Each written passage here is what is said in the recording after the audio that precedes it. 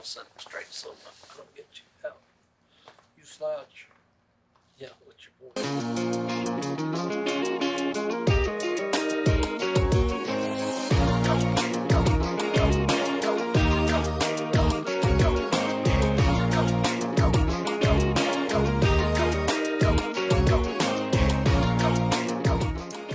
And we welcome you into the latest live presentation of The Spotlight. My name is Drew Brent. Thanks so much for joining us here on Facebook.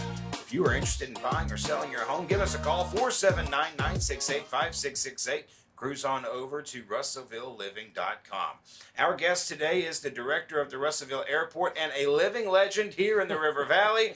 Let me introduce to you Mr. Keith Frazier, a good friend of mine from the last few years. How are you, my friend? Doing well, man. How you been? I'm good. It's good to see you. It's good to be seen. It feels like this whole COVID thing might finally be coming to an end, at least a little bit. And it's good to see folks again. It is. It's nice to see people getting out and kind of, getting back to normal a little bit, after a long, 14, 15 months. So. Right. Still need to be cautious, but Definitely.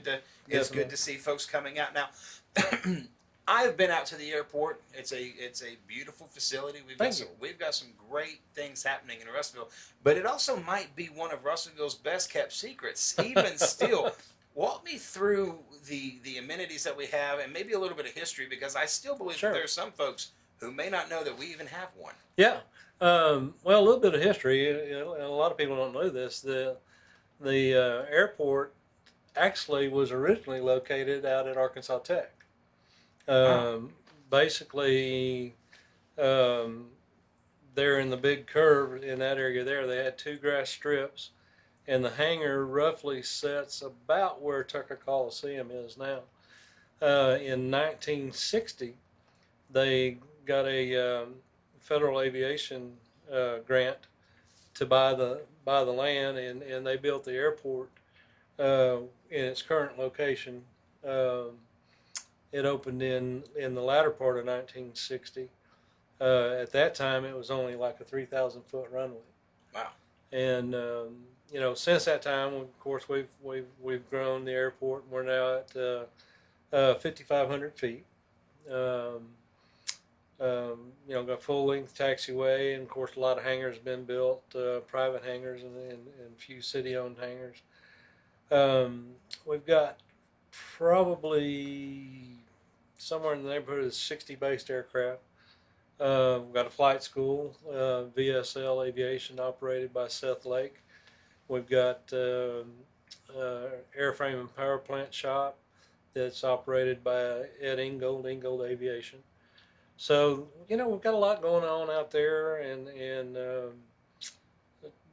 with last year we completed about a $1.7 million project with the runway overlay and lighting, and then we're doing some taxiway realignment this year. So we've made a lot of improvements, and my goal when I took over in 2015 was to continue some of the things that my predecessor had started, but largely was try to make people aware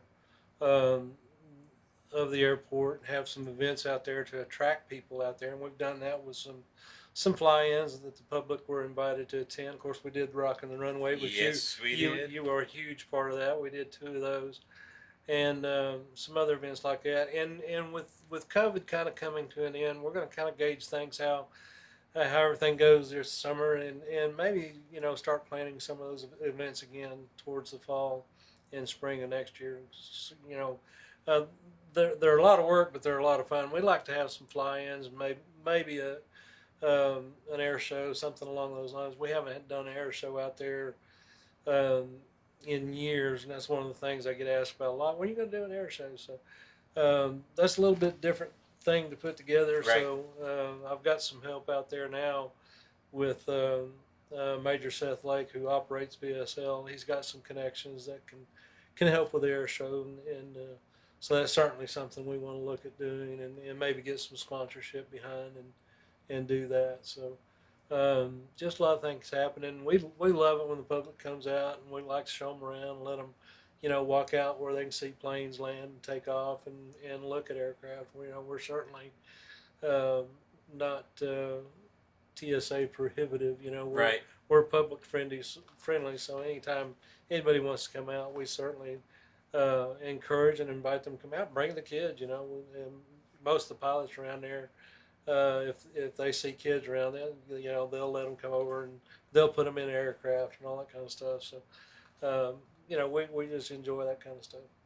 I was fascinated. You talked about we did the Rock on the Runway shows Yeah. a few years ago, and those were so much fun. But the first time that I went out to the airport, it was with a previous job and just doing doing some news reporting, just trying to get some awareness out Right. there. I was amazed because even as involved as I have been in different city activities, I really didn't know all of the amenities that we had out there. And then of course I let Drew fly me around, and that was fun. And I'm thinking, man, this is a great amenity that maybe we just didn't know that we have. Talk about some of the functionality. I mean, what are we seeing on a day-to-day activity from the airport right now? Well, of course, with the flight school, we get a lot of traffic there. But I mean, we have a lot of corporate activity with the different major manufacturers and employers around the area. ConAgra and people like that.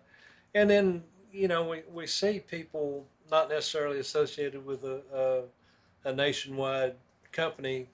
They come in to do business here as consultants and things along that line that most people don't normally see.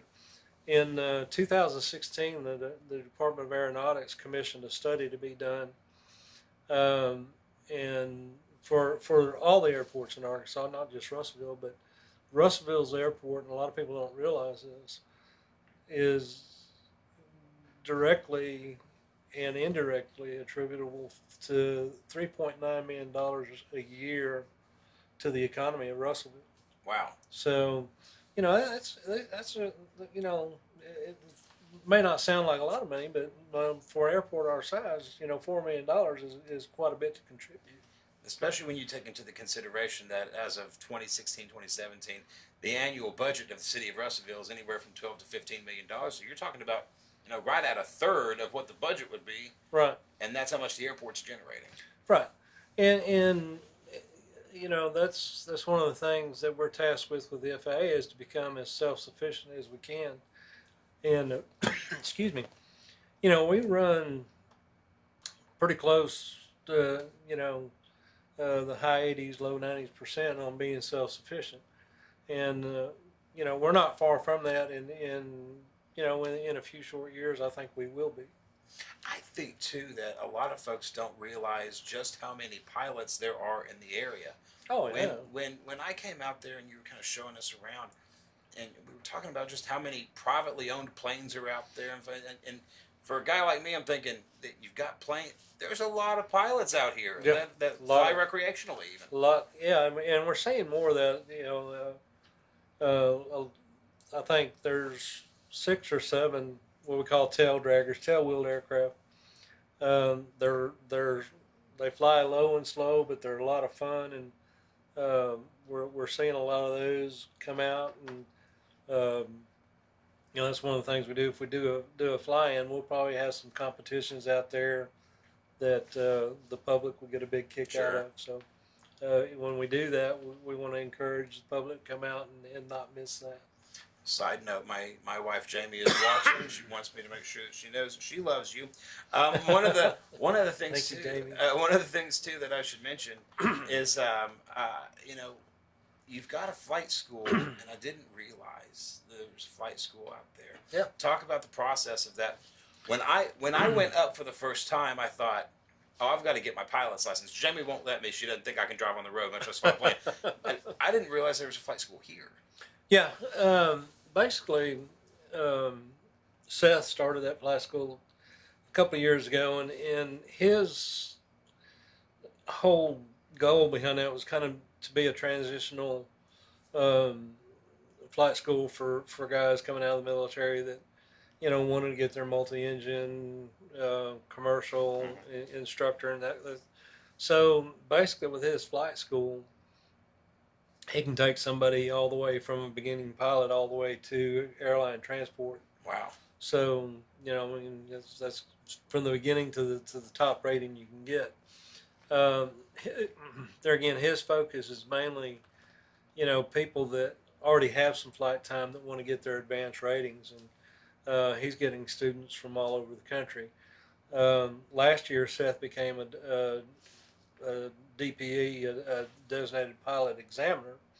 So as long as he doesn't teach the student, he can actually do the testing here. So he actually has students come to Russellville to do the flight testing, and then he also goes all over the country. So it's a big deal for us, big deal for Russellville, and Seth's also looking at putting in a testing center to where he can do not only the flight testing but do all the civil service testing that's done on computer.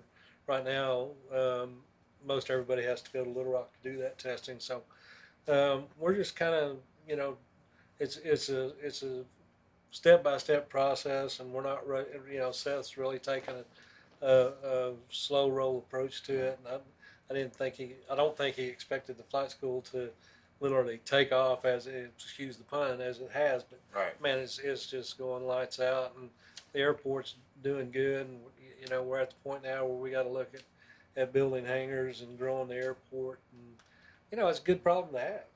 It's always a good problem when you have to grow. Yep. Grow a little bit more. Of course, Yep. folks, we are talking to Keith Frazier. He is the director of the airport over here in Russellville. If you've got a question for Keith, you can leave them in the comments here below. We know that several of you are watching, so if you would like to leave a comment, please do that for Mr. Frazier. Keith, Sure. One of the things, too, that I wanted to talk about is that while most people associate you with the airport now, that is not the totality of your career. You have served in many capacities here in the city. Kind of walk me through where you've been here in Russellville. Oh, good Lord. I started my public service career in 1986 with the fire department, and was with the Russellville Fire Department for about 14 years, and my knees finally played out. So in 1996, I went to Tech. I was actually the first person in the emergency management program at Tech. One of the first 3 graduates from that program. Of course, the program has changed, and just it's incredible. Dr. Smith has done such a wonderful job with that program. It's awesome. So anyway, I got my degree in emergency management, but then became fire chief at Benton. And while I was at Benton, got lured away to the fire academy, and I was their director of off-campus programs for 2 years or so. And then the city of Malvern lured me away to be their fire chief, and spent 3 years at Malvern, and retired and came back to Russellville, and then started teaching school at Western Yale County Schools. I was their director of the alternative learning education program. So did that for about 6 years, 6.5 years, and then got hired to run the airport. So maybe a better question is, what haven't you done? Brain surgery, but I'm reading the book and looking for volunteers. So I don't know of any volunteers, brother. You'll be fine. Okay, I believe you. I'll see what I can drum up for you. Questions for Keith, you can leave them in the comments below. Want to remind you that we've got a spotlight coming up tomorrow. It's a remixed edition, so don't miss that. It's coming up at 3. Then next week, coming up on Monday, some guy named Rob is joining us here on the spotlight. The legendary rock and roller will be here to talk about his career, some upcoming projects that he has, and maybe we can get him to sing one. Keith, you think we can get him to sing one on Monday? I bet you can. I'm going to ask him. If you'll have a taco here, I promise you he will sing for a taco. I'm going to hold you to that. I'm going to bring a taco for Rob. Keith, what do you think that folks don't know about the airport that is critical for them to know about the airport? I think, really and truly, the biggest thing is just, our clientele, the people that we do serve. I mean, for so many years, the airport was kind of stigmatized as a playground for the rich kids, Right. and we're anything but that. we operate the airport as a business, even though we're city owned. We still take a business like philosophy to it, and customer service being the key. Whether that customer flies in or walks through the front door, they get the same treatment. I think really and truly the economic impact that the airport has for the public is one of the things that I don't think very many people are aware of. And we're working with with the chamber right now to even increase that. And our hope and what we're trying to attain that is to see if we can attract an air carrier here. At least it may not be a 7-day-a-week air carrier, but it may be something that they'll have scheduled stopping here, maybe 2 or 3 times a week. So that's kind of on the horizon for us, and we're working on that, and hopefully, something will come, to fruition with that effort. It'd be, we get so many calls of people. Well, can I get a flight out of Russellville to so and so? I said, well, no, you can't. So I would, it'd be great to say, sure, yeah, we can hook you right up. Right. So that's one of the things that's on the horizon for us, and then we're going to be working on, during the next year, getting in talks with that and getting a carrier here. Questions coming in for Mr. Keith. Keith, if I wanted to become a pilot, how can I get started in the school?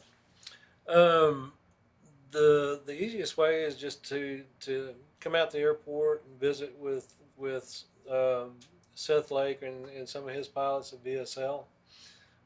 One cool thing, if you're